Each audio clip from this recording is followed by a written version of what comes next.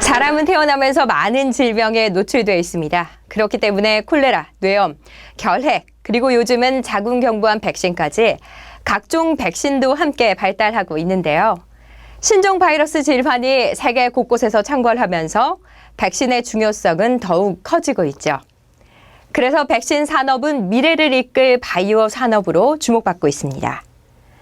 이런 가운데 우리나라 백신 안전관리 체계가 세계보건기구의 공식 인정을 받았다는 소식이 전해지면서 국내 백신 산업 활성화에 대한 기대감이 커지고 있습니다. 지난 12월 7일 스위스 제네바로부터 낭보가 날아들었습니다. 우리 식약처와 WHO가 업무 협약을 맺었는데요. 유엔에 납품하는 우리 백신에 대한 PQ, 즉 사전 적격성 평가 인증 가운데 GMP 현장 실사를 면제하겠다는 것이 주요 내용입니다. GMP가 뭐냐 하면 의약품 제조와 품질 관리 기준을 말하는 것인데요. GMP 현장 실사를 면제한다는 것은 그 나라의 의약품 제조와 품질 관리 기준을 그대로 인정한다는 것이고 그만큼 의약품 품질 측면에서 안전성과 유효성을 인정받았다는 것을 의미하는 것입니다. 이번 협약 덕에 우리 백신이 유엔 백신 조달 시장에서 매우 유리한 위치에 서게 됐다고 할 수 있습니다. 유니세프 등 유엔 산하 기관은 WHO가 실시하는 사전 적격성 평가, 즉 PQ를 통과한 백신만을 개발도상국에 공급하는데 전 세계 어린이용 백신의 60%를 유니세프가 공급하는 만큼 WHO의 사전 적격성 평가 인증은 백신 수출의 결정적 기준이 됩니다. 식약처가 이번에 맺은 협약으로 인해 앞으로 우리나라 기업이 만든 백신을 수출할 경우 인증 기간이 적어도 6개월 이상 짧아집니다.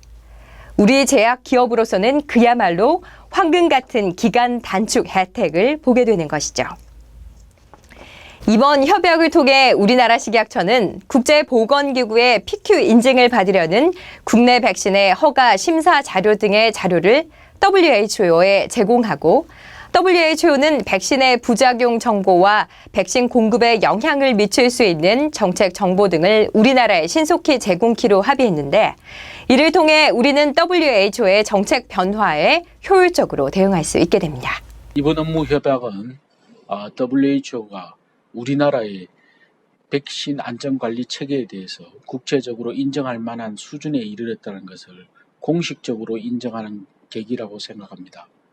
이번 계기로 우리나라 백신 업계가 유엔에 주관하는 공공시장에서의 보다 원활한 진출이 기대되고 또한 세계 시장에서의 우리나라 백신의 시장 점유율이 가일청 높아질 것으로 기대합니다. 지난해 우리나라 백신 완제품 수출은 약 2,230억 원으로 이 가운데 WHO 사전 적격성 평가를 받은 백신 수출이 전체 78%인 약 1,670억 원.